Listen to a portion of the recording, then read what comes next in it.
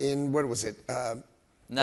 August. They're not even a dumpster. They're doing good. August. I didn't mean just that the August. It was $20 a share, right? Yesterday it was $65 a share. It went from a $100 billion company, $300 billion company. We went from giving Intel $10 billion, the American taxpayer giving Intel $10 billion and getting nothing for it, to owning 450 million shares of their company, or 430 million shares of their company, worth $30 billion for the American taxpayer. It's a swing of $40 billion for the benefit of who? Of us, for our social security system, for our government. And that's a way of thinking that is basically, you put a businessman in the White House. You put a businessman as the Secretary of Commerce. You're going to make money using our economy. You know, the way I say it is, we have $6.5 trillion of spending when I walked in the door. $4.5 trillion of revenue. We lost $2 trillion a year, our economy. We have a $30 trillion economy, and we have $39 trillion of debt. We're going to hell. Except, what if I told you the balance sheet of the United States of America was worth $500 trillion? Now, I say it's worth $500 trillion. Of course, my boss says a quadrillion, because whatever I say, he by definition is going to say double. But because he's just fundamentally more optimistic. Let but me the ask you fact about is, this. Does that sound like a bad? It sounds sensational if you just don't close. It sounds like a great deal, and I think there's a lot of, I mean, I totally understand the argument. You're getting a better deal for the taxpayer. I think one of the big criticisms of this system, and you know, you're the chairman of the investment committee overseeing a huge chunk of promised Japanese investment. There's a Japanese CEO talking to you in the green room just now. There's obviously a lot of people see the promise. I would say maybe the central worry is you start doing these one-off deals, these one-off relationships, and it just lends itself, whether now or in the future, to a kind of self-dealing crony capitalism. How do you avoid that? Well, you have, in this case, so we have $550 billion of committed capital by the Japanese and $200 billion committed capital by the Koreans as part of the trade deal. And you're really personally making the decisions, right? Well, you're the chairman of the investment board. I am the chairman of the investment board. But when we do energy, then of course Chris Wright is sitting next to me. When we use land from Interior, yep. then Doug Burgum sits next to me, and everything gets approved by the president. So the model is we have $750 billion to build what we want to build in America. And what do we want to build? We want to build 100 gigawatts of power. We need 100 gigawatts of power, and so the Japanese are funding 100 gigawatts of power. So that's coming, right? So we've already announced $105 billion of projects, right? 9.2 gigawatts of power in Portsmouth. And this is going to rejuvenate, right? And basically, if you think about it just for 1 minute, the industrial policy of the United States of America destroyed basically like upstate New York, had Carrier and all these sort of powers. And where we announced in Portsmouth, that was where Eisenhower built all the nuclear of America, was in Portsmouth. And those communities died with our industrial policy, which basically globalized everything. Build it somewhere else and we'll buy it, right? When you turn that back around, these communities have stranded power. They have huge power infrastructure for all those hulking factories. And what's happening is those factories are going to get rebuilt, right, with new fabs, with new types of technology, and you're going to see these communities regrow. And it's going to be amazing, and that's where that $18 trillion is going. It's going to Onondaga County. It's going to Portsmouth, Ohio. They're going there because they have stranded power infrastructure, and so those old factories are actually a magnet for the new fabs that are coming. And these are going to be, it's a $100 billion fab. It's miles long. 40,000 construction jobs. Unsold. 25,000 full-time jobs. I think people love, like, honestly, this is great. I mean, as you see, like, I don't think either party is going to argue with that, and they love the fab. What do you say to the notion that whether it's your administration, whether it's the Gavin Newsom administration, whatever, Americans get nervous about the idea that that you personally or the president might be saying, you know what, I'll give this deal to my friend and not to my enemy, that rather than the invisible hand of capitalism, it is some people we elected or were appointed doing one-off deals. The worst thing I learned when I went into government is the sucking sound of how many people try to suck off of the U.S. government. I mean, it's so demoralizing to watch that stuff. Look, we are here for outcomes and winners. Yep. If you give money to a loser, you're going to have a loser outcome. all right? If you want, I want to be proud of what we accomplish. Yeah. We're going to give money to winners who are going to win so that I can be proud and this administration can be proud of the outcomes. We're going to build 100 gigawatts of power. We're going to build it. If we don't build it, then we won't have it. Different question. China talks kick off next month. There are voices in China who want to see Chinese investment in the U.S. and specifically JV BYD factories in the United States. Is that on the table? No. Thank you for that answer. I have like 3 more questions I can get in now. Amazing. I've been talking to a lot of your counterparties, other countries. I'm curious, which countries and which negotiators, which teams do you feel like understand the U.S.? Who has been best to work with? Who's been worst to work with? Well, the Japanese were extraordinary to work with because we have a great cultural divide. And once you understand the cultural divide and we're willing to put it on the table, you can't open the Japanese car market. You just can't. There's 94% of cars driven in Japan are Japanese. It's cultural, right? The only American cars sold in Japan are Chevys driven by the Yakuza. So if your kid comes home with a Chevy, it's not really going to work for you, right? So once you realize that's not going to open, then we had to come at it with a completely different model, right? The tariff was going to be 25%, or we've got to come up with a different model. And so they came up with a model that said, we will invest with you in America. And this is buying down the tariff in some sense? Not in some sense. We reduced the tariff from 25% to 15%. Yeah. Right? In exchange for that, they gave us $550 billion to do construction projects that are absolutely going to get them their money back. Who else gets it from your perspective? The British, the South Koreans, who's? Well, it was hard for the Europeans, but they got there. You know, the big deals, the Japanese, the Koreans, the Europeans, and the UK, they got there. Yeah. Right? They got there and they understood. Didn't mean it wasn't a lot of talking, but obviously, even in this brief time we have together, you realize I'm not really shy about talking. Is President Trump, speaking our closer neighbors, is President Trump committed to extending the USMCA ahead of the July deadline? I think he thinks it's a bad deal. Right? He thinks making Mexico and Canada be treated economically like Georgia and Alabama without them actually being committed. Do you think it might lapse? Is a bad trade deal. I think it needs to be reconsidered and reimagined correctly. There are parts of Mexico that are fundamental to us. There are parts of Canada, you know, their energy and other things that are important to us. But the concept of taking an auto plant out of Ohio and Michigan and putting it in Mexico to break the union and to break our people is nuts. It was a bad industrial policy. It harmed America. President Trump is going to fix it. He's bringing it back. You're going to see it get brought back. And I think it needs to be reimagined and needs to be readdressed. There's plenty of good in it, but there's a huge amount of bad in it and needs to be reconsidered for the benefit of America. The former top Canadian trade negotiator said the other day that time is on. Krista Friedland, who's like the worst? No, a guy, I'm blanking on his name here, but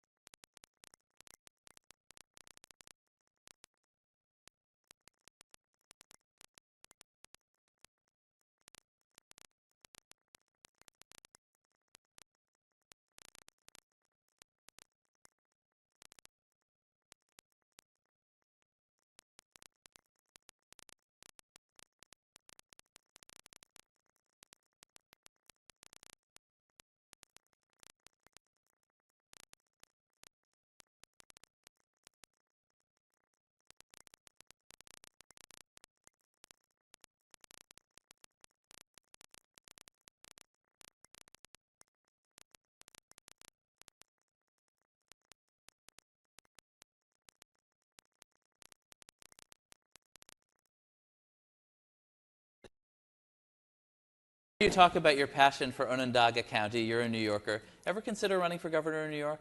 I have never considered it, but you know, whatever I'm done with 2 years and 9 months, then I'll worry about the rest of my time. Maybe you're not done with. I get the sense maybe you're not done with public life, having set a foot into it. I think I've made enough money in my life. This is the most fun I've ever had. All I care about is America, and we can do amazing things in America, right? We are going, right? The platinum card is going to make America $1 trillion. $1 trillion. right? We will make the Japan and Korea deals. We'll make America $1 trillion. We are out of We've never time. had a commerce secretary but if make you want trillions. a platinum card, talk to the secretary You got afterward. it. Thank you. This is fun. Thank you.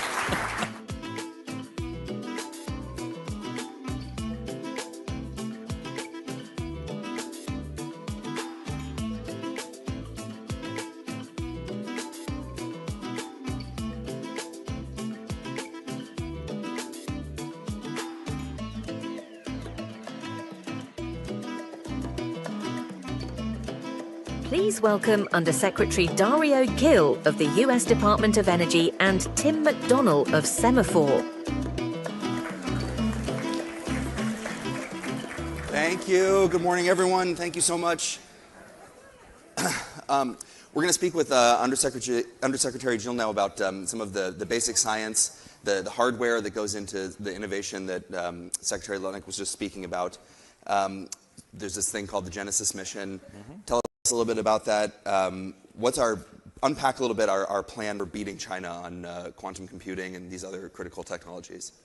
Good morning, everybody. The Genesis mission is the flagship science and technology initiative of the administration. It was launched as an executive order the Monday of Thanksgiving of last year, and it has a very straightforward thesis, which is we're in the midst of a computing revolution that is going to transform the practice of science and engineering in America. We seek to double the productivity and impact of America's $1 trillion a year R&D ecosystem within a decade. This computing revolution is powered by three legs. It is built on the decades of progress of semiconductors and high-performance computing. It is built on AI and AI supercomputing, and is built on quantum computing.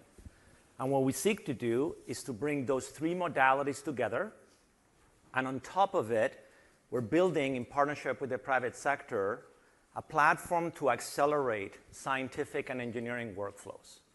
And what that means is that those three modalities will be unified by an AI agentic framework that is designed to go through the whole flow of hypothesis generation and into its ability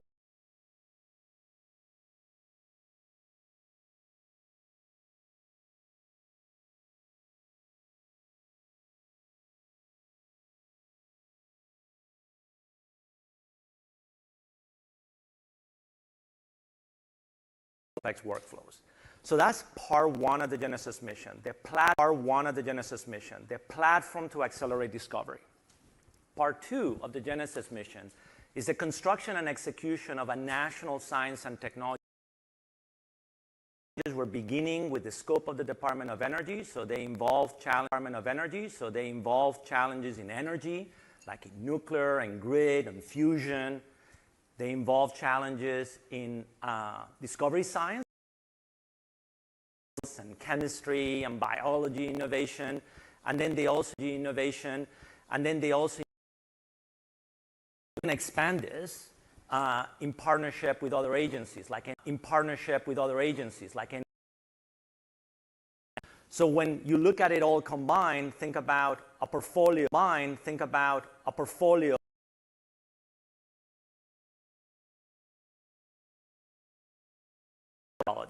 Because we can accelerate the time to solution. Progress that's happening in a lot of these technologies. If we have this conversation, again, the sort of short term, to know that this is actually working. Yeah. So let me give you an example and what we aim to do. Where the best known example, perhaps of AI for science, which is what happened with protein folding, and what happened. That up. So in 1971 at Brookhaven, Department of Energy, they started a project to catalog fundamental to the world of biology and medicine and drug discovery.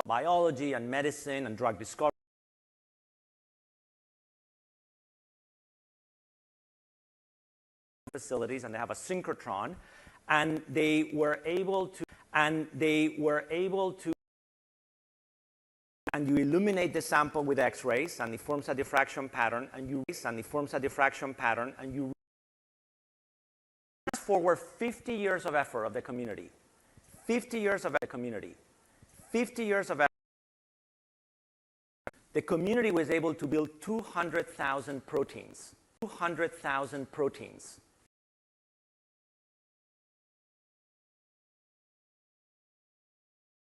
A project called AlphaFold that Google DeepMind did, leveraging those investments. We went from 200,000 proteins to 200 of the Rockies by half, NSF in half, ARPA-E by 43%. Isn't this sort of the opposite of what we should be doing here? I mean, China, I think, is taking the exact opposite tack and putting much more money into these efforts. Yeah, so again, the central thesis of what Genesis is also to transform how we practice science and engineering. In the end, as everybody knows, the budgets will be determined, this is part of the process, they will be determined by Congress, and what allocates, what I can tell you is, for example, if you look at the Office of Science on a year-on-year basis, our budget was up, right, by 2%. Compare that in the president's budget also, you will see in the context of Genesis that it calls for a $1.2 billion investment on building the next generation of supercomputers, both at Oak Ridge and Argonne National Laboratories. And one of the unique things that we're doing in the Genesis mission is that this is a whole-of-nation endeavor. And what it means is that we're innovating in how we are going to enable the co-investment of federal dollars, state dollars, private sector dollars, and philanthropy. And this has real meaning because I'll tell you as an example, one of the issues we have to solve in the USG is that we simply don't have enough AI supercomputing capacity. We have world-class high-performance computing, but we don't have enough AI supercomputing capacity. So we are having partners invest actually billions of dollars to build supercomputing capacity at the national laboratories to be able to enable the success of the Genesis mission. But can we do both, though? I mean, why not have more private sector participation and invest more federal dollars into this effort at the same time? Yeah.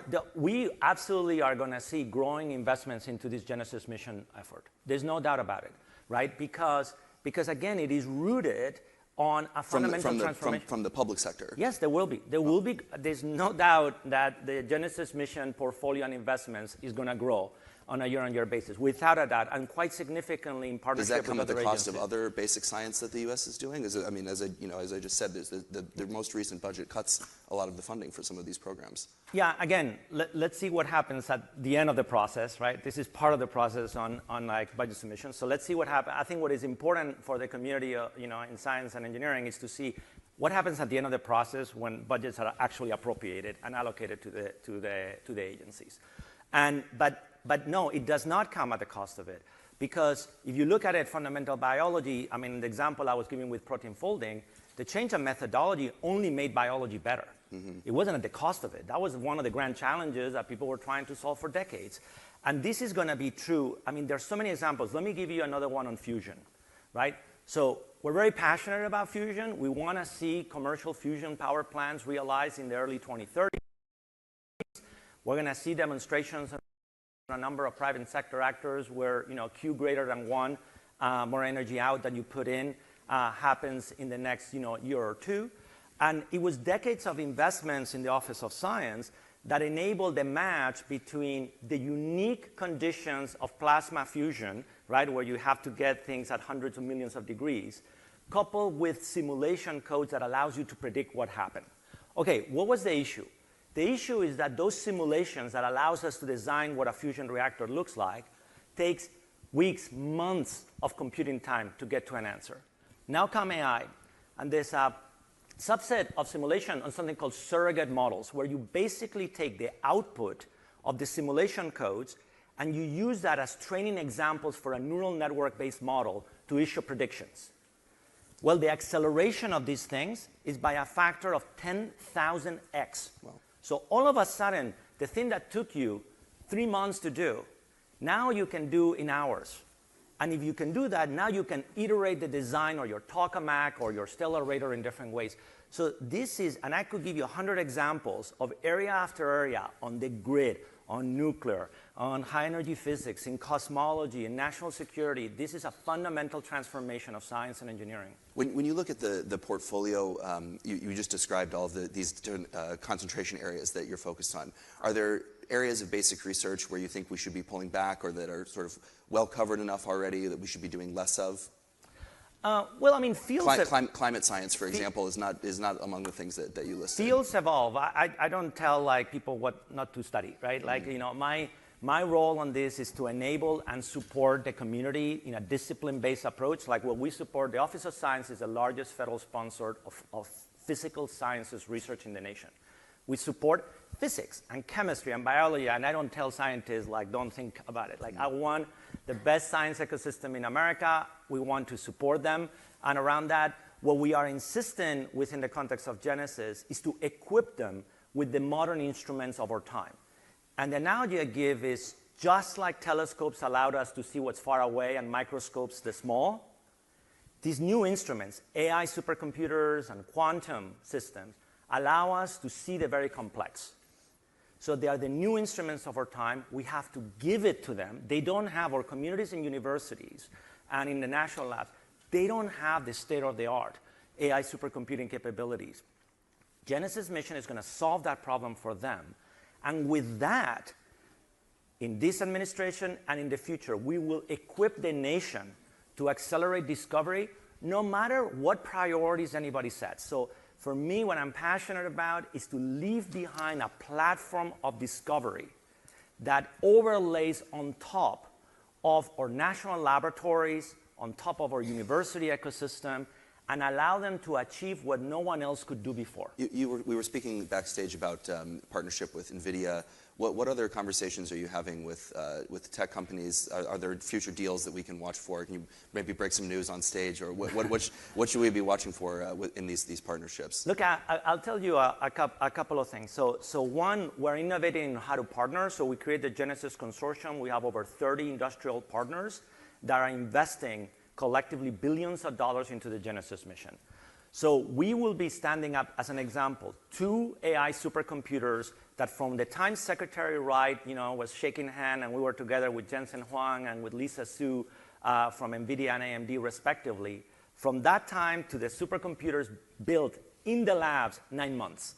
Unprecedented. There's never been a history that we've been able to execute projects like that. These are massive investments. Next year, with NVIDIA, we're working towards building a 100,000 GPU cluster, be the largest cluster for science in the world that we're creating around that. But I'll give you one more example of breaking a little bit like what is to anticipate. We're talking about the platform, but the part I'm most excited about is the teams that are responding to the 26 national science and technology challenges that we've issued. So the news I will sort of break is an anticipation. It's like we are fully anticipating that when these proposals are due, which is just in a couple of weeks, it's going to break every record in terms of the number of proposals that we have ever gotten in the history of the Department of Energy. And we'll share that when that happens around that. But the amount of enthusiasm in our university ecosystem, in our national laboratories about this transformation is without equal on any program we have ever created. So I'm very excited about that aspect of it. And if you talk to industry partners or and so on this topic, you'll see that I think they will say flat out, this is the most exciting science and technology initiative of the administration that they want to be part of. So this is not something about forcing people.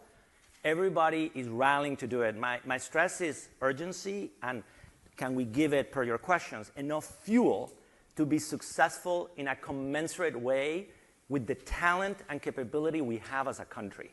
That'll be so interesting to watch. Undersecretary, thank you so much for your time. Thank you. Great.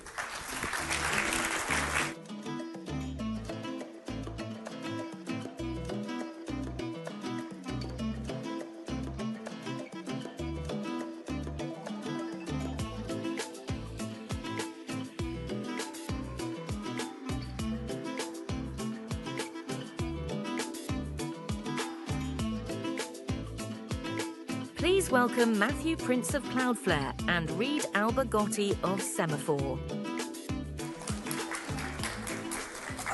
Thanks for being here. Thanks for having me. Thank you all for coming.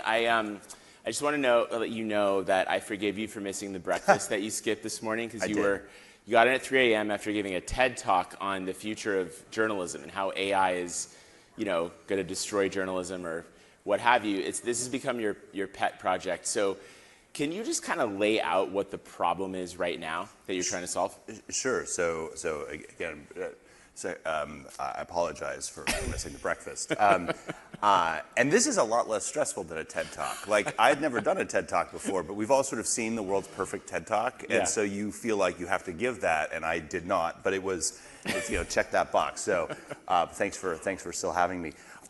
So I think that what people don't appreciate about AI is that it's a platform change. The same way that we went from browsers on desktops and laptops to social media to mobile, those were all platform changes, but AI is a platform change as well. And the way that you access information, the way that you do commerce, increasingly is going to be through some sort of agent that you have. And we're all doing this already. Even if you use something like Google, type something into Google, the Google of old doesn't exist anymore. Increasingly, people are just getting the AI overview at the top of the page for whatever they're looking for. And for consumers, that is a much better experience. But the problem is for anyone who's in media, and by the way, eventually for everyone who's in commerce as well, that's disintermediating the relationship between your customer, in the case of media, your readers, and you. And that means that if your business in the past was selling ads or subscriptions or things, now increasingly you're not getting that traffic, you're not seeing those eyeballs. And so that's going to force a pretty substantial change to the business model of the internet, which has been very stable for the last 30 years. And I don't totally know what that change is going to look like. But I think that we have to be very intentional and talk about what we want that to come out the other side. And so I've been meeting with journalists and AI companies, and Cloudflare, because of the nature of where we sit, kind of sits between those two things. And I'm trying to say, okay, what do we all want? What is the future that we want? And the future that I want is not one where there are 3 AI companies, but one where there are 300,000 AI companies. Not one where there's, very few content creators and journalists and academics and researchers, but where everyone has the ability to be reporting on what's going on and that the best ideas are surfaced and rewarded. And then in the business perspective, I worry that AI is this massive consolidating force. And so we have to figure out how do we give, especially small businesses, the tools to be able to not just exist, but thrive in this new world, which is coming. Yeah, and one of your ideas is you have actually done a lot on this already. This isn't just talk. I mean, you've created a mechanism so that the AI crawlers that go out and crawl the websites get the answers that we now can just have at our fingertips through ChatGPT or Gemini or whatever. They can't do that unless the publishing companies give them permission. Of course, they're finding ways around, et cetera, but that's the idea, right? Yeah, I mean, so I am confident we can stop the AI crawlers from getting content. The problem that we have right now is we're kind of at a loggerhead where there's a challenge which is going on, and there's one company that has created kind of a mess here, and that's Google.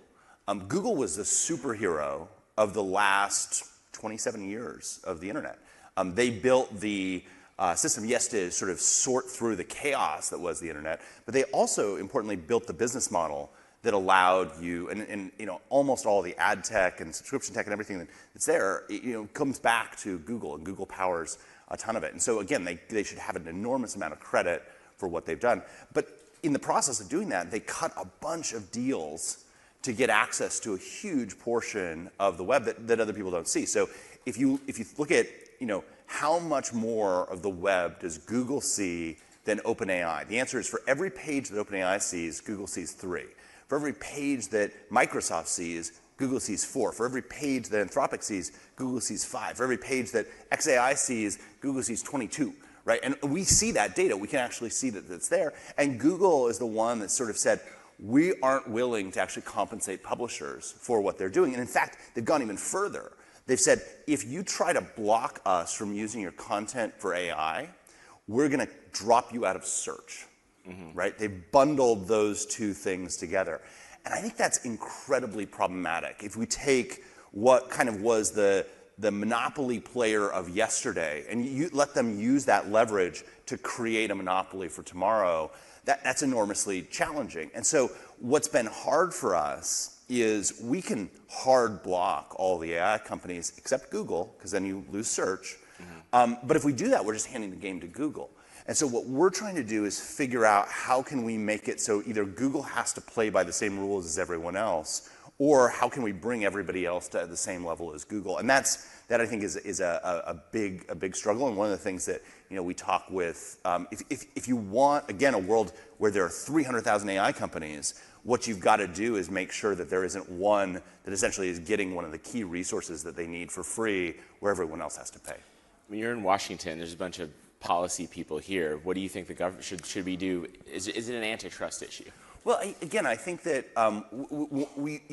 we've got to figure out some way that either everybody gets the same access that Google has, or that Google has to play by the same rules as everyone else. And again, I don't know what the right answer is, but if you allowed that, it would be much easier to start to restrict, in very firm ways, what all the AI companies have access to. Right now, we kind of sort of give people, it's sort of like putting a no trespassing sign in somebody's yard. Yeah, it stops some people, but you're right, there are people who are going around that. We can put armed guards at the edge of every single content creator that's out there. But again, what I'm worried about is how do we do that in a way which doesn't, again, just completely hand the game to Google. Yeah. One of the things, as you've pointed out, the Google system didn't exactly incentivize the best journalism all the time, right? Because you're sort of optimizing for traffic, for clicks, it incentivizes clickbait. Terrible. I mean, everything that's wrong with the world today is Google's fault. That's too strong, but only slightly too strong, because Google beget Facebook, which beget TikTok, which beget basically us chasing this deity, which is traffic. Traffic is a terrible proxy for quality. It actually, if you think about what are the things that sort of attract traffic, it's usually the things that either make you very angry or stimulate some sort of cortisol response or something else. And so isn't it a good thing though that okay, so now we have to find new business models and do creative things like this. Look at all, and this is what we're doing. Is this a new business model? It sort of looks like WEF, but ooh. All right, this is going to be a tough interview from now on. There you go. So I think that I am actually optimistic that for the first time in human history, we can actually measure mathematically what we as humans know, and also what we don't know. And then also when a new piece of information comes out, we can actually measure how much does that contribute to knowledge. And so if I were running an AI company today, I'd launch the equivalent of the Nobel Prize or the Academy Awards for content. And every year, look at, across a number of different fields, who added the most information that actually furthered humanity's understanding of a particular topic, and give awards out, right? Celebrate that, reward that, compensate those content creators. And the good news is, if you talk to Sam Altman, if you talk to Dario, if you talk to Sundar, and you say, what are you really looking for? They want that new information which is there. And so I believe two things simultaneously about media. I believe that a whole bunch of existing media companies are about to just get crushed. And I believe that we're on the verge of the age of the next golden era of content creation. And the reason why is I think that things that are local, unique, differentiated are going to be much more valuable. I'll give you an example. My wife and I, we live most of the year in Park City, Utah. Park City, Utah has a small newspaper called the Park Record. It was dying, like most small newspapers. We believe that local media is incredibly important, and we've been fortunate. So we bought the local newspaper, and we did not buy it to be a great business. In fact, the KPIs, the ways we measured how successful we were, we took no financial KPIs. The only KPI we looked at was voter turnout, which when the election before we bought the paper was at 23%, and this last election, a non-presidential election, we got it to 62%. So, and I think that's if you're going to measure how much good you've done in a community, I think that's actually a pretty good way of measuring it. So we're happy about that. But what's crazy is it's actually kind of also turned into a pretty good business, and we'll make more money this year, I think, off licensing our content to AI companies than we do off digital media. Why? Because if you're going on vacation to Park City, Utah, and you want to know what's the hot new restaurant, the only place that information exists is in the park record. And so that's actually incredibly valuable information. Compare that with kind of what was the winning media strategy of the last 10 years. And it was like, write the same story about what's going on at 1500 Pennsylvania Avenue, but tell it to your own tribe and write the most incendiary headline you could possibly have on top of it. That media doesn't have a place in a world that is intermediated by AI in the future. Your AI is going to do that for you. But again, it would be amazing if the Washington Post covered not only what's the best hotel in DC, but what's the best hotel room in DC? Let's get super micro granular to that. And then also, the nature of journalism has been you have a certain number of column inches, you do all this work, and then it has to get reduced to this tiny amount. Like all those reporters' notes, all that other information, I mean, that's the most valuable stuff that you can be feeding into these things. And obviously there are things you have to work through, but I think there's an amazing way that we can actually, again, be on the cusp of what is much better media going forward. With the clock ticking out, I want to get to one other project that you're passionate about, which is skiing. You also want to buy the local ski area. Yes. From Vail. Well, I think the one thing is that going to happen? They've we had a can tough all year. agree on is that Vail has destroyed skiing, and that they are a terrible capital allocator. I mean, they're worth like $4 billion, sitting on like $30 billion of assets. So something is going to change there.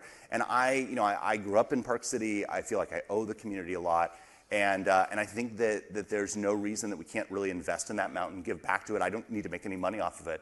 But as I try to think about like what are the things that I can do to give back to the community, sure, only local newspaper is great, but being able to support that community and make a great ski resort would be even better. Does the bad season that we just had skiing have any effects? I am the only person that was happy about that bad season because I was like, makes it slightly more likely that they'll be willing to sell. Thank you. Thank you so much for the time. This has been great. Thank you.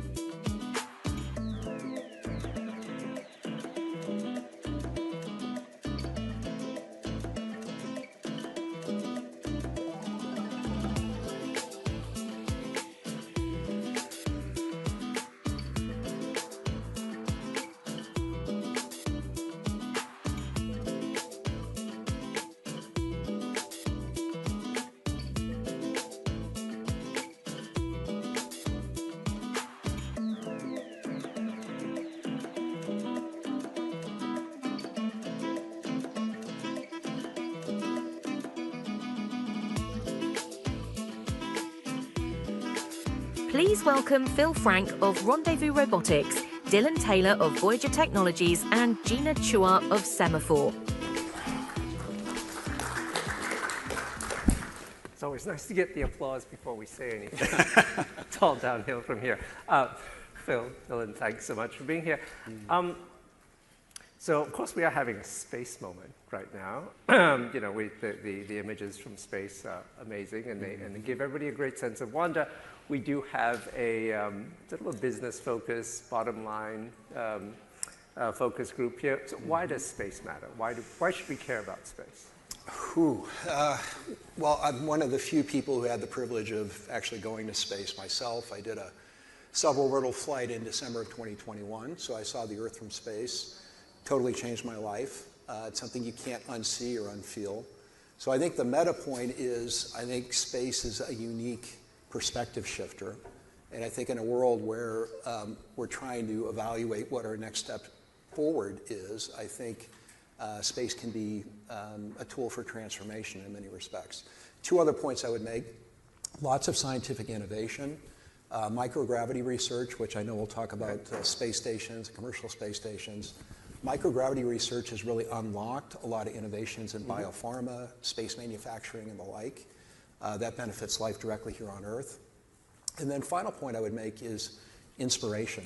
I think Apollo inspired an entire generation of engineers and innovators I think the Artemis generation, centered around this initiative we now have to get back to the moon, has a similar promise, not only for STEM education, but also just what's possible. I think we were all captivated by this Artemis mission around the moon and minted 4 new heroes. Yep. So I think those are the 3 reasons: scientific innovation, perspective shift, and inspiration. 4 new heroes and 2 new creators. Indeed. Phil, plus also the socks. That's a really great. Yeah, I have to rep NASA here. If you can't see the socks, you should see the socks. No, I would repeat almost verbatim what Dylan said. I think it's really cool this year. You know, the national pride, the inspiration that Artemis really kind of reinvigorated that we haven't seen, at least within kids, in a long, long time. You know, going back and remember watching a lot of, when you were young, really inspired, you know, a lot of us to be in this industry. I mean, there's not much cooler things on this planet than watching a rocket launch live, like actually there. That is a pretty amazing thing, and you got a lot of kids actually watching YouTube SpaceX launches all the time. So it's not just Artemis. You know, there's a lot that I think is really accelerating, which is cool. But now let's get the brass tacks, right? What is the business in space, right? I mean, so SpaceX and Starlink have proven there's a business. Starlink obviously sells to a ton of commercial, consumers. On Earth, SpaceX is highly dependent on government contracts. So what is the real business? I mean, you're looking at building a commercial space station. You've got a technology that can assemble larger structures in space than we can possibly do now. What's the real business here, especially if you factor out the government business, which is important? Well, it's a great question. I mean, first of all, fundamentally, space is a denominator in every global business you can think of. Right? Everyone's phone is attached to global GPS. Most business plans created nowadays rely on satellite-based technology. So I think the fundamental answer is ones and zeros. Now that we've built the reliable, reusable elevator to space, if you will, and I credit Elon and others for that. We can now get more hardware to orbit. We can get more hardware to orbit to collect more data. And of course, with machine learning and AI, we can generate new insights. So one thought experiment I like to use is we have roughly a $70 trillion global economy, round numbers.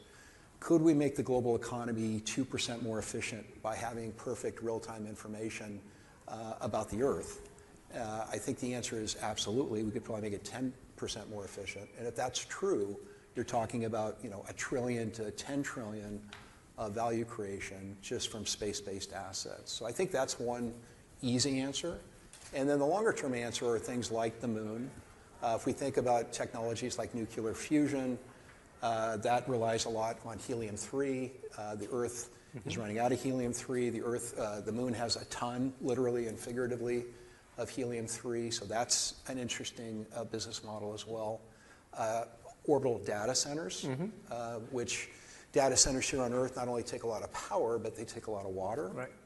And there's some regulatory, not in my backyard considerations with data centers, so I think orbital data centers is another key business model. So I think, generally speaking, you're going to have the launchers, you're going to have the infrastructure creators, and you're going to have the picks and shovel suppliers. I think those are the 3 general categories.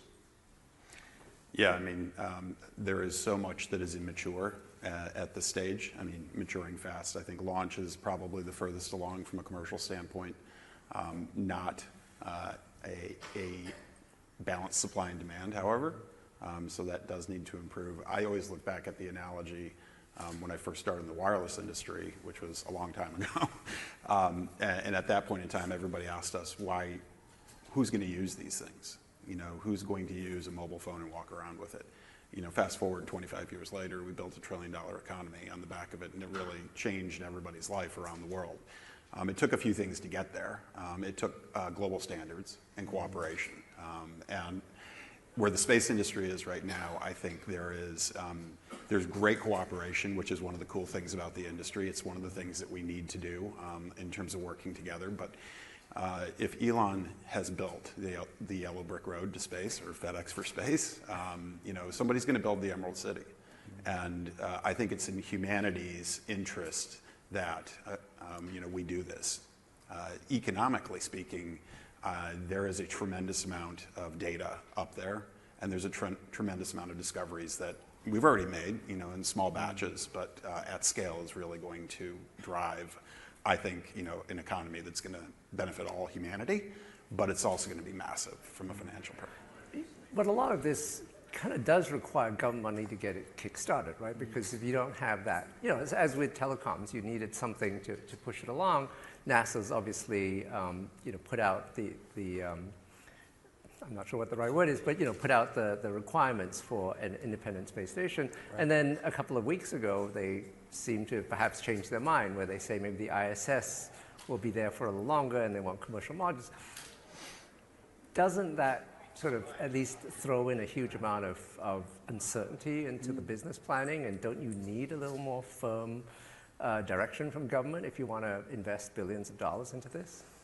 I think that's been traditionally true. Like each administration would have their own kind of Mars or Moon or their pet projects. I think we now have 75 global space agencies around the world. Space has become a global phenomenon. I think everyone understands that the long-term future for low Earth orbit is commercial space stations. I don't think anyone disagrees with that. How we actually bridge from the current model, International Space Station, to commercial space stations, I think that's still trying to be worked out. But I don't think anybody disagrees on that. China, of course, has a brand new space station on orbit. Which is not commercial. It's not commercial. In fact, all the astronauts who have been on the Chinese space station are active duty military. Right. So it gives you a sense for how they're posturing their space-based assets. But I think commercial is the future, and the main reason is because it's much less expensive and it's much more innovative. So to give you just some facts and figures, round numbers, International Space Station, when you factor in all the shuttle launches and everything to assemble that, it's around $450 billion, round numbers. I think it's the best thing humans have ever built. I think it deserves a Nobel Peace Prize. It's the most complicated machine humans have ever assembled, and it's flying in space. And we've had humans living continuously for 25 years. So it's amazing. But we don't have $450 billion to replace it. So commercial space stations are on the order of single-digit billions, somewhere between, let's say, 2 and 6 billion. And you're going to get modern technology, much larger volume. So I think everybody wins. It's a classic public-private partnership where NASA benefits, the taxpayers benefit, humanity benefits. So I think that's where we're headed. I don't see any disruption with that future. I think the transition is what we're trying to figure out right now. Phil, how much can you drive that $1.6 billion price down? Well, the ISS is the size of a 4-bedroom house, right? And living in a tin can is not the most appealing thing.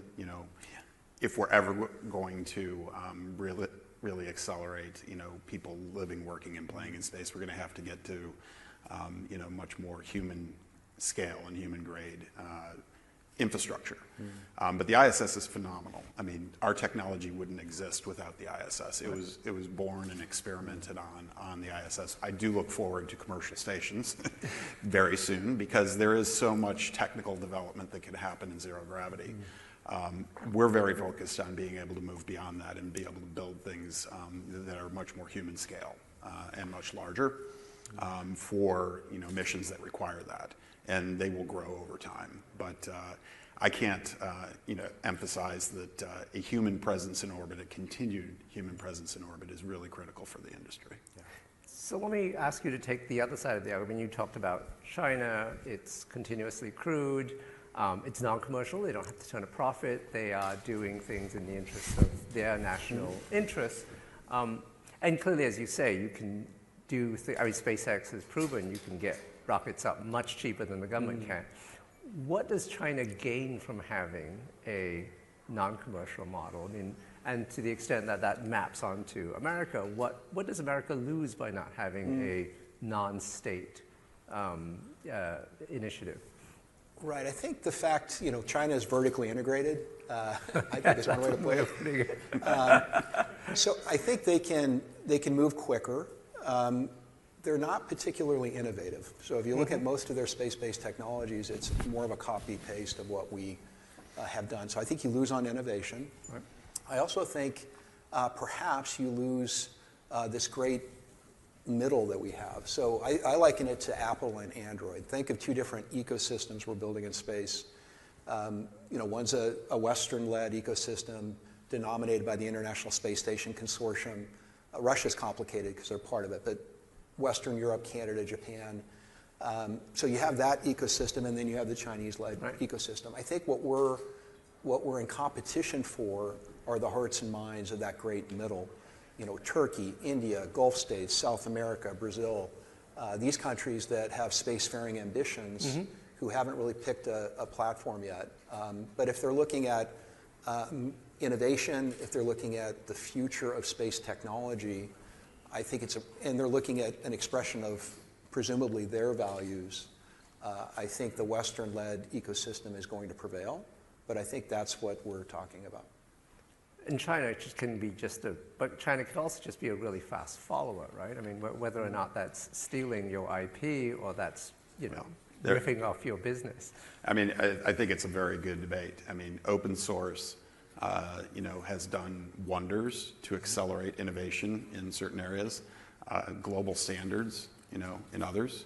It took a lot of work to be able to get there in the wireless industry. We have that debate right now. If you have innovative IP, is it a trade secret or do you patent it? Do you try and hide it? And not to get too geopolitical, but I've lived through those battles with national security and Huawei and others in the past. I think to Dylan's point, there is a great need to be able to kind of bring folks together around this industry, and frankly, I think the U.S. has to win from a standards perspective, because that gives us not just the national security elevation, but the ability to actually then bring everybody into standards more efficiently. Well, let's talk about national security for a while, right? I mean, again, China owns their entire stack, and here we gain the advantages of commercial innovation. But as we've seen with Starlink and the war in Ukraine, one person has the ability to sort of flip a switch and choose which side has access, which side doesn't have access. Surely that's a national security concern as well, right? I think it's an important innovation, Starlink. I think having heavy lift rocket capability is an important innovation as well. I think there are laws that we have in this country regarding antitrust and other considerations that I assume the regulators are regulating. So I leave it to them to make those judgments. But I think a world without Starlink would be materially inferior to the world we have today for all the reasons we've talked about. Is it perfect? Do we have it all figured out? No. But I think that innovation in and of itself has the potential to lift potentially more people out of poverty than just about anything else. Right? There are entire swaths of the earth that have no internet access at all. So, I don't know how to answer your question directly other than to say I trust that the people who are charged with evaluating that question are evaluating it. We've been working on communications constellations since the mid-90s, Macaw's Teledesic, with Bill Gates and whatnot. So I don't think Starlink is the end. Right. There will be private networks that can be segregated and controlled for national security purposes. There's going to be a lot of constellations if everybody carries through on what they say they're going to do right now. It is 80% of the economic value that's generated in LEO today. It just is a fact. Right. And it's going to get better. It's going to get bigger. It's going to be higher bandwidth. And it's going to fundamentally change the economy on the Earth. If you follow it all the way to the end, disintermediation, sorry, AT&T, I used to work there, disintermediation of terrestrial communications providers, is not inconceivable. But back to your point, I do think, let the regulators regulate, but I have a belief in the market economics associated with plurality that will eventually come. I mean, if I'm going to paraphrase a little bit. Essentially, when you guys are successful, there will be competition, and one man will not hold all that. But just in the short time that I have, well, you don't have to say it, I can say it. That same person also controls the heavy lift capacity. If he were to compete with either of you, that would be presumably a challenge as well, would it not? Yeah, and he is an ambitious man. A couple things. First of all, our space station, Starlab, will launch on Starship. We're one of the first commercial customers for Starship. So, so SpaceX is an important partner of ours. I don't see them as a direct competitor on the space station. That being said, if SpaceX chose to focus on any part of the space economy and said that's what we want to do, I have no doubt they could figure it out and be formidable. But I think they're very focused on what they're focused on, which is Starlink, orbital data centers, lunar, and Starship. So I think I'm comfortable that the parts of the industry we're working on are not in direct conflict with what they're trying to achieve.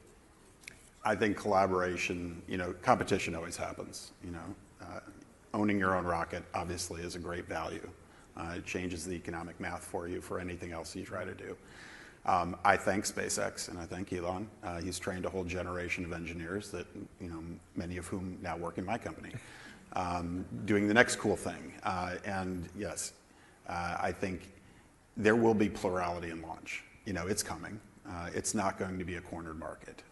And I think in many ways he's shown us, how to do things really well. And that talent is moving around. All right. Well, that's all the time we have. Well, thank you very much for coming and, the final frontier. Thank you. Thank you. Thank you very much.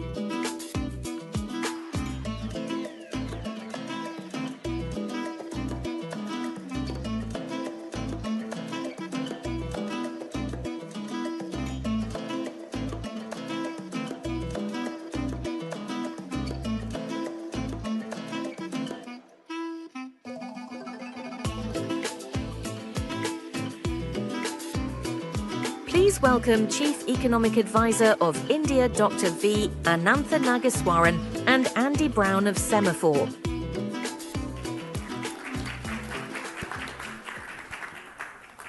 Dr. Nageswaran, thank you for taking the time. You're welcome.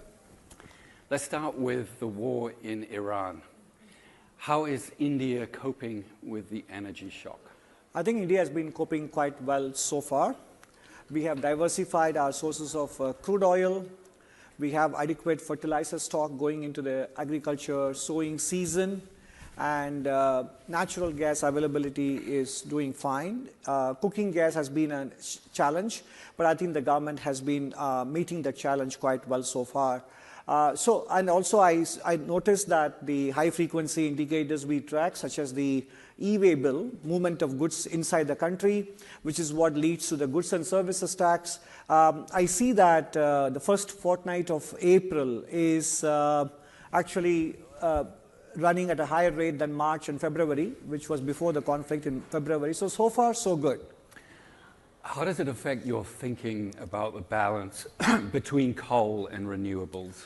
Well, I mean, that's a different issue altogether. India has been diversifying its energy sources from coal to oil to natural gas to renewables, and very recently we opened up the nuclear sector for both private sector and foreign participation. And in the budget for the current financial year, the government in fact completely exempted from customs duty capital goods equipment that go into nuclear power generation, etc. And we have also incentivized carbon capture and storage, battery technologies.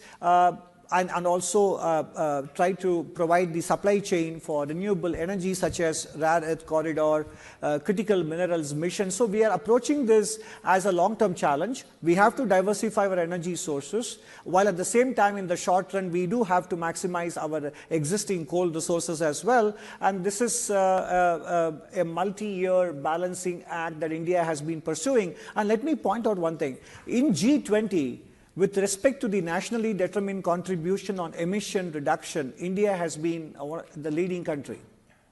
You talk about supply chains. Yeah. Right now, green supply chains overwhelmingly run through China. Can India achieve autonomy, independence? Can India achieve what you might say call China out? Well, that is the challenge that many countries in the world face, and it is not a challenge that is unique to India.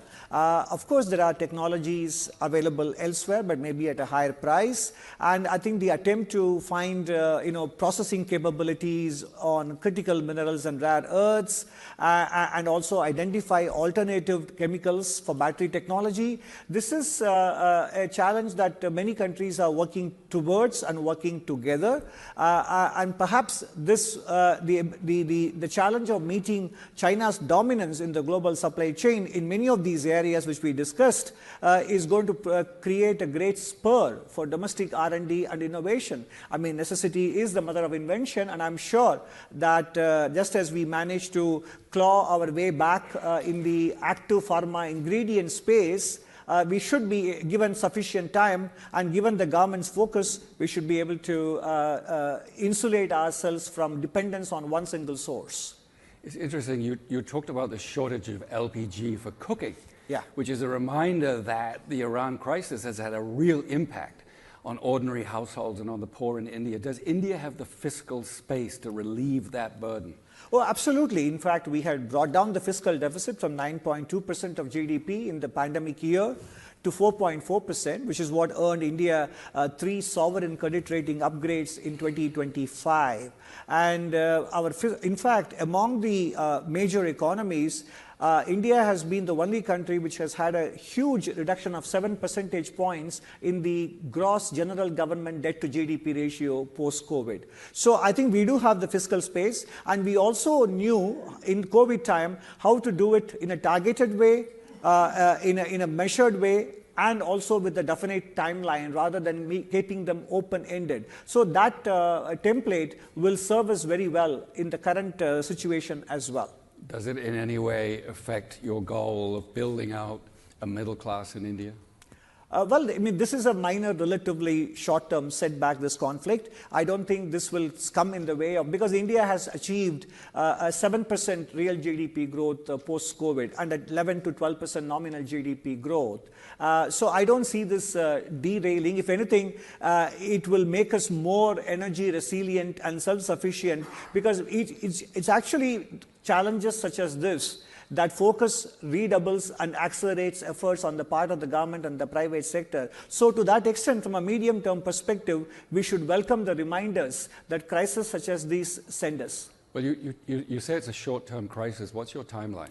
I mean, obviously, if you're looking at the last couple of days or 3 days of trends, it's quite encouraging. And we feel that if the current ceasefire holds and also gets extended indefinitely, by the end of the calendar third quarter, energy supply and prices should normalize. And I think that is something we can absorb.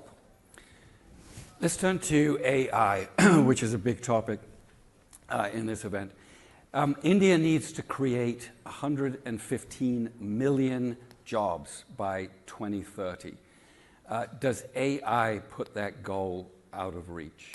Oh, not really, because AI's impact is on a very narrow space of IT-related jobs, either in the IT sector or in other sectors which have an IT component to it. But even there, I think right now, across the world, and India is no exception, fear and sort of wild guesses dominate more recent and calmer analysis of the potential speed of displacement of humans by AI and the extent to which humans can be displaced. And there is a lot of panic and fear more than recent analysis, because when you transfer some of these benchmark laboratory experiments to real life situations, I don't think the speed can be matched, because you have a legal responsibility, liability, tasks associated with compliance, cybersecurity, system integration, bug fixing. All of these things require human interface. So, of course, companies may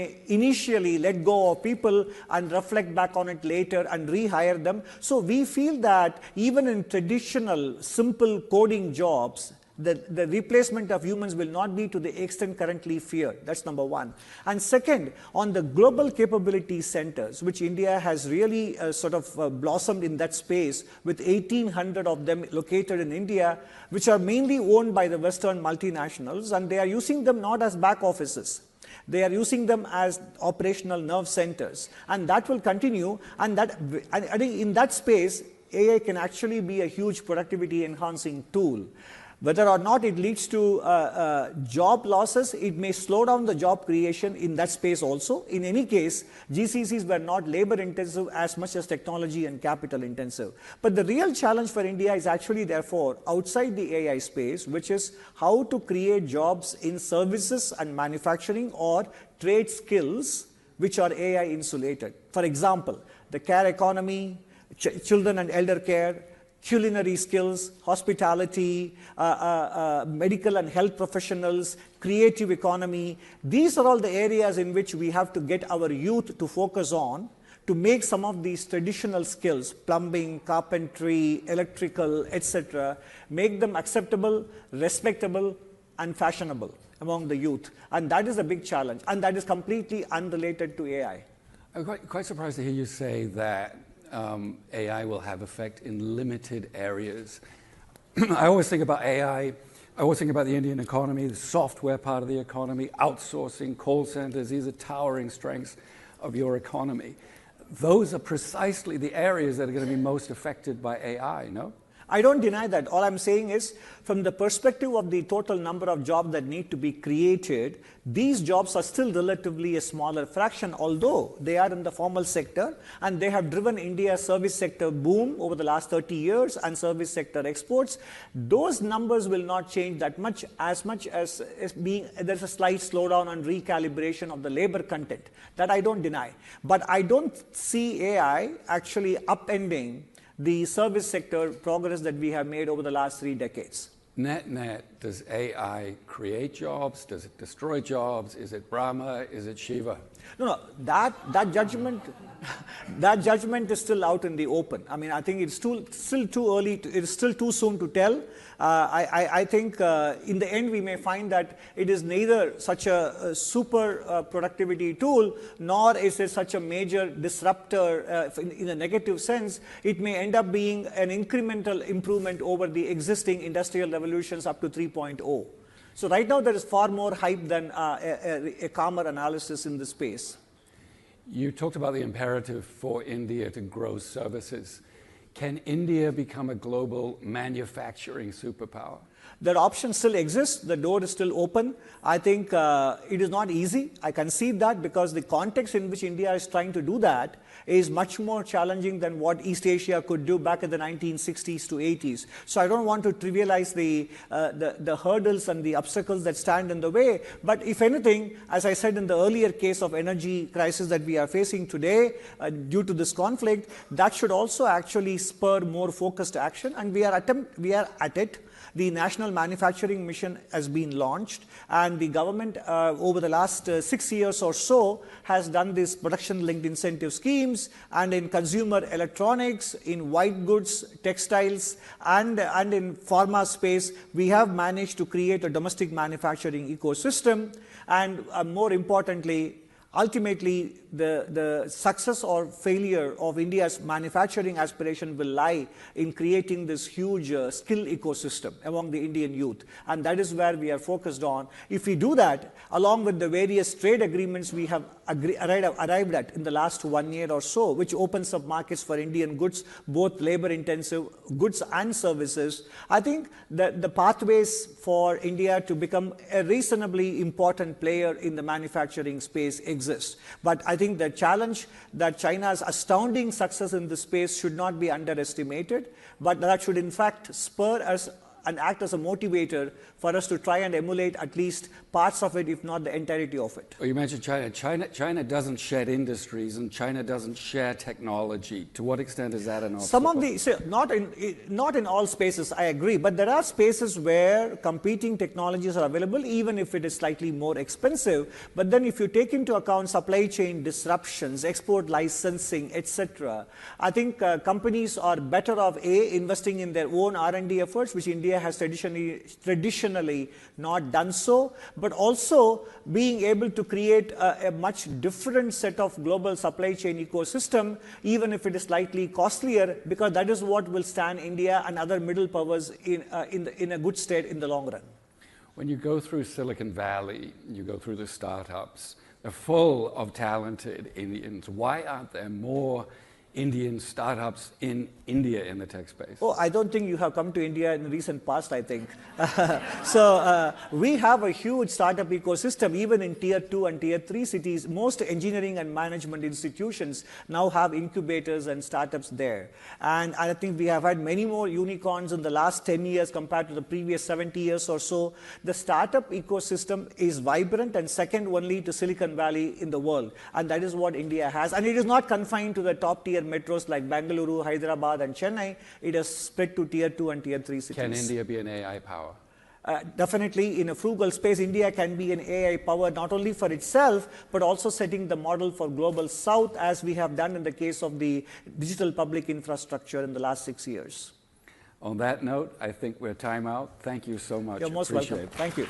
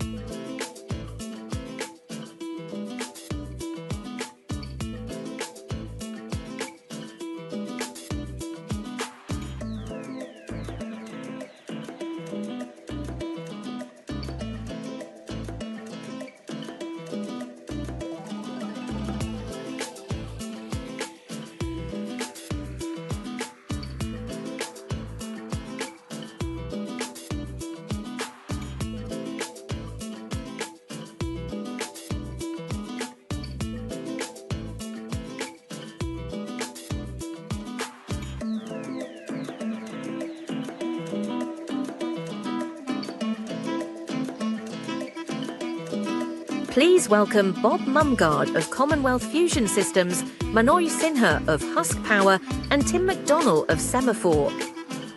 Great. Thank you. Thank you so much, guys, for being here with us for the last panel of this day, actually, which is kind of sad and exciting also.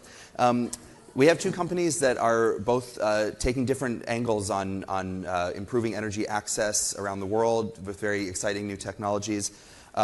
Especially Bob. So is fusion here?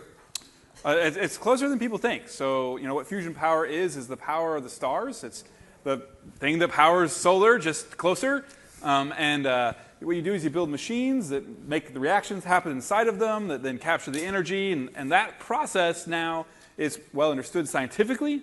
And there's now the first generation of power plants on the drawing board and getting ready to go into the dirt. What's the timeline for your commercial plant that's coming? You said you're breaking ground next year, right? So we're the largest private fusion company in the world, most advanced, and we have a demonstration plant outside of Boston, one of the largest and most advanced energy projects in the United States. and globally. And that plant's about 75% constructed, so it's turning on systems now. It'll operate in 27. And then the commercial plant after that would be in the early 2030s. That's already been sited in Virginia, so just south of here, Chesterfield County, in partnership with Dominion. So that puts the timeline in the early 30s.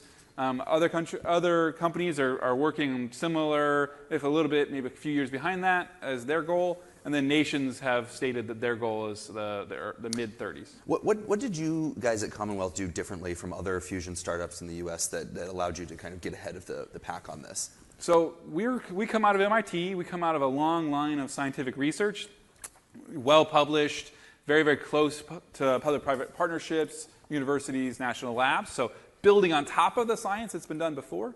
And then there was a key technical innovation that really happened about 10 years ago that we were able to build an entirely new class of magnets. So it's that marrying of the proven science plus technical unlock and a type of magnet, plus the fact that we need a lot more energy globally and that capital had moved back into the energy space. That's really the combination.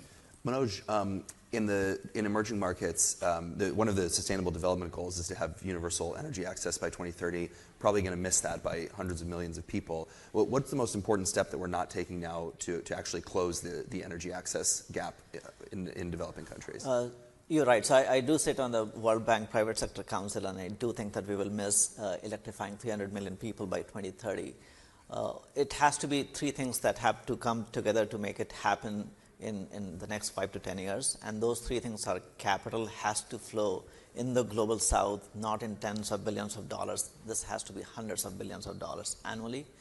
The technology is already there. You have artificial intelligence that can take care of, in our case, we have artificial intelligence powered distributed energy resources that can power tens of thousands of villages in the most efficient way. So technology is there.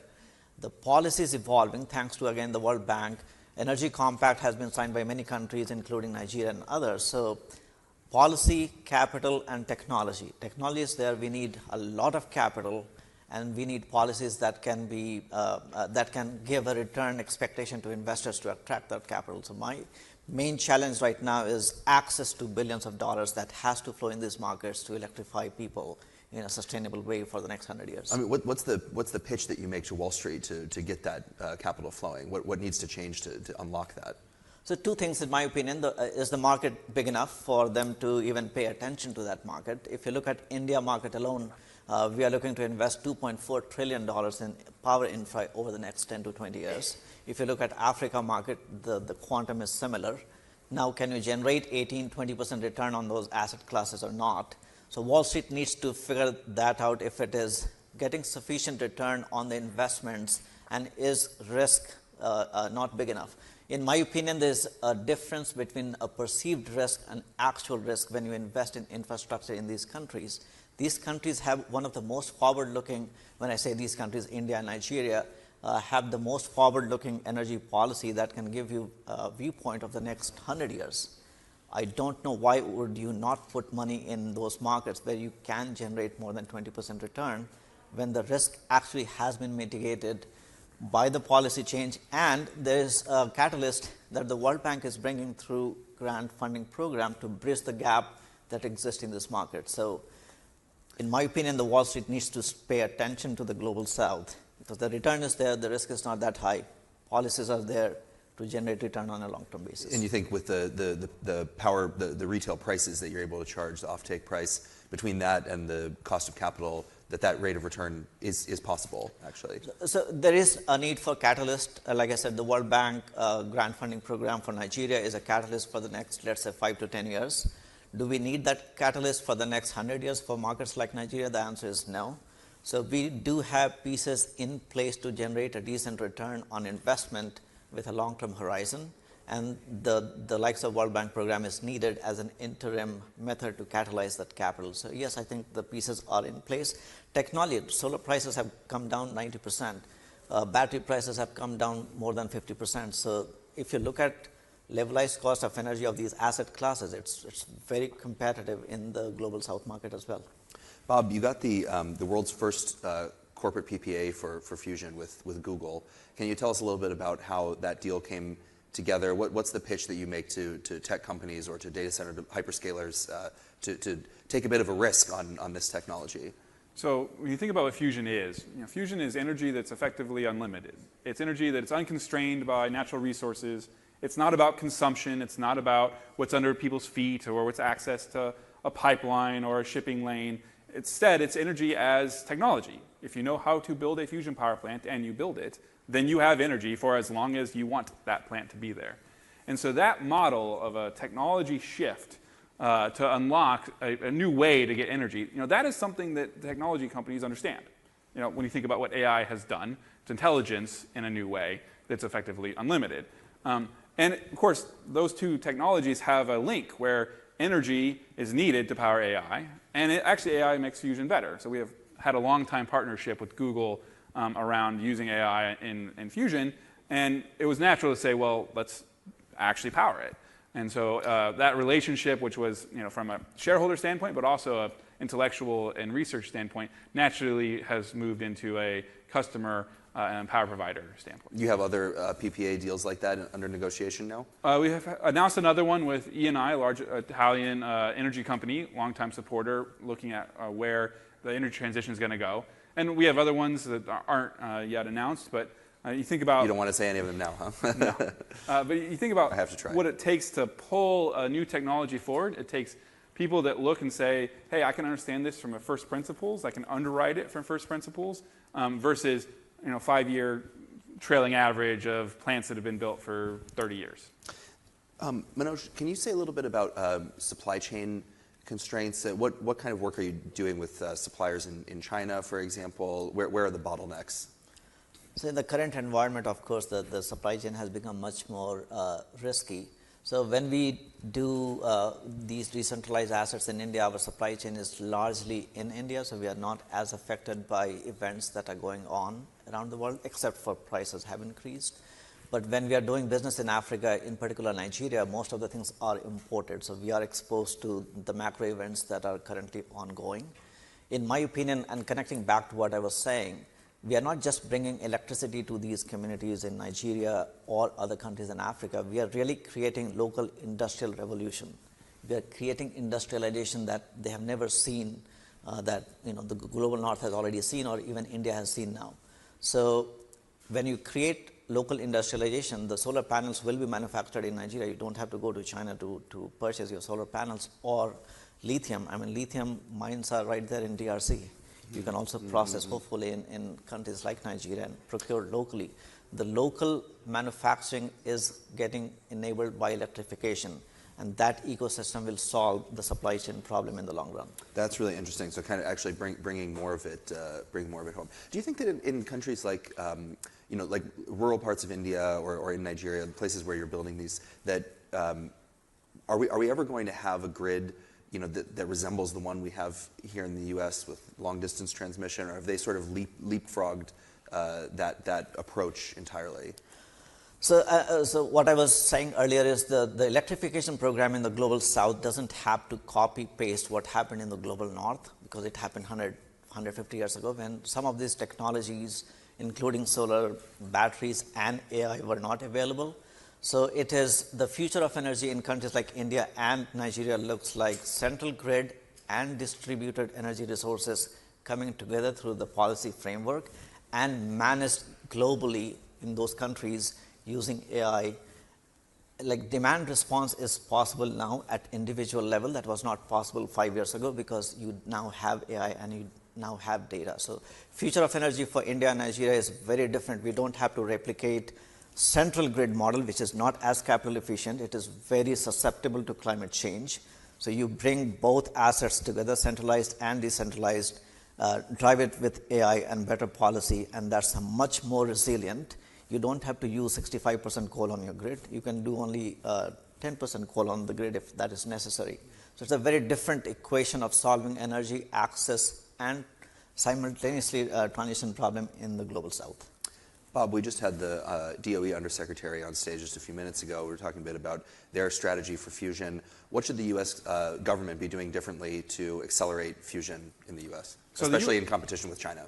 The U.S. has been a historic leader in fusion in terms of the science. So The reason that today you can build facilities like ours is because the US government has had long-term research programs that have laid the foundation. However, that's now shifting into a much more deployment type mode where we need to get plants built, we need to get the first plants built. And that's an area where we don't really have an industrial policy for fusion in the United States. So we don't have an equivalent of the policies that helped solar and wind or that are today doing small modular reactors and nuclear fission. And so the first step is to put those in place. And in fact, they're already enabled by law, they're just not yet funded. So there's about a $10 billion gap in federal funding for what would be really required to put the fusion that's been developed in the United States into a globally competitive mix. Because meanwhile, we have large investments being made in Germany, being made in the UK, being made in Japan, that are all significantly more aggressive in terms of building plants, building supply chains, and moving it to power on the grid than they are in the United States. And China too, right? Then in China, what you have is you have a very, very large program, a program that you can photograph from outer space, that is got very large facilities, somewhat behind technologically, but making up for it in capital and speed at a rate that we've never seen in this field. And so you can tell where countries are going to end up in this energy source sort of by where the investments are going today. And we've got investments in Massachusetts, private, and companies like ours. In our case, we're $3 billion. In China's case, it's an order of magnitude more than that. And are we at risk of are we at risk of losing this fusion race to China, do you think? Actually, there was a strategic competitive studies project, so bipartisan Senate commission. I served on that commission, and that was one of the conclusions, is not only are we at risk, it is actively happening. Yeah. Well, that's concerning. Manoj, it's a private company. Am I correct that you're still planning an IPO in next year? Not next year, in the next 3 years. Within the next 3 years? What's the strategy behind that? There's been some recent history of energy companies going public. It hasn't always worked out for all of them. What's the advantage that you want to get out of that? So the story that we are trying to tell to, or will be trying to tell to, whether it is Wall Street in the United States or Dalal Street in Mumbai, we don't know which will buy our story yet, but we are open to capital markets in India, capital markets in Nigeria, and obviously capital markets in the United States. The story that we are telling is the green electrons is probably the easier thing to deliver. What we are really creating is an ecosystem of these local manufacturing and industrialization that will spur the economic activities of these thousands of communities in India, Nigeria, and many other countries in Africa. So we're creating a new economic system by bringing green electrons sustainably and reliably to people at an affordable price point that creates this massive, or opens up massive economic opportunity, not just for us, but for other companies as well. To me, that story is super exciting. It is not about delivering electrons. In my opinion, that is very boring. What is exciting is the Industrial Revolution. Yeah, okay, great. Bob, just to, in the last couple minutes that we have, if you jump forward thinking about, in the 2040s or 2050 timeframe when we have, hopefully many more of these fusion reactors operating, and there's this sort of promise of, very low cost, unlimited electricity coming out of those. How do you think that changes the economy at large? What does that unlock that people haven't really started to think about yet? Yeah, so the energy is really the underpinning of prosperity. You can look at it in all metrics for human flourishing. They move up the energy intensity ladder. And when you then think about fundamental markets really being energy and intelligence, creativity, those are merging. And so I think we can see an age of abundance out there, and there's certainly proponents on the AI side.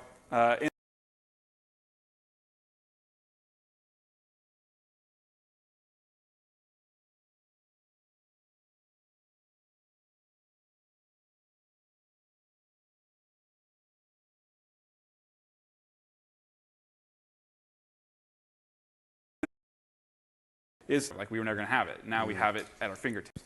I think that could be done in energy. It's a lot more infrastructure, but it's not a level of infrastructure that the world's unfamiliar with. Manoj, last word for you here. Also thinking about the future. I mean, when you picture energy access and grids in emerging markets in 2040, how does that look different from today? What's in your crystal ball? In my crystal ball, I see not just thousands, but millions of decentralized energy resources close to the customers, close to households, close to the industrial hubs that are managed automatically almost by AI that can do demand response, that can do and spur economic activity around those areas.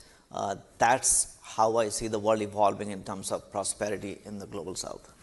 Exciting times. Bob and Manoj, thank you so much. Thank you. Thank you.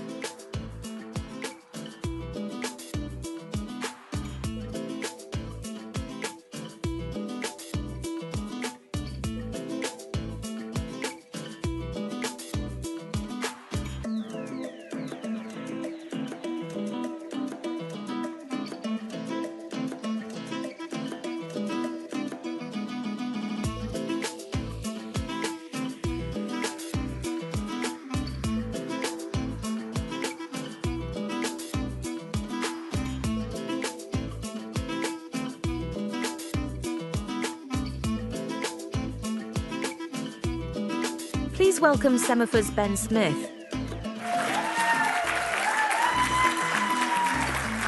Wow. I think that has literally never happened to me before, but maybe it's because like half the room is Semafor employees. I'm not sure. But I just thank you all so much for joining us at Semafor World Economy. We, one of the best parts of this has been just how high quality the audience here has been and how thoughtful and engaged you've all been in conversations with you guys in the hallways and overhearing your conversations in the hallways. And in the feedback we've gotten from our speakers, we've been very, very grateful to have you here. We had, just got the numbers, we did 380 interviews this week, including, half the cabinet, a quarter of the Senate. We had 500 CEOs through. But honestly, the thing I'm proudest of, and a lot of the feedback I've gotten is from folks who work on this sort of event a lot and said, we're really surprised that you asked these folks such tough and uncomfortable questions. And I think we sort of get a lot of, since we launched Semafor as a news business that has events very close to its heart, we've gotten a lot of people ask, like, how does that work? And the answer is it's journalism, and we've been so thrilled, and I've been so thrilled to see my colleagues use these stages just to break so much news, and this thing has been a festival of news, and we're just really grateful to you all for being part of it. So thank you, and we hope to see you here next year.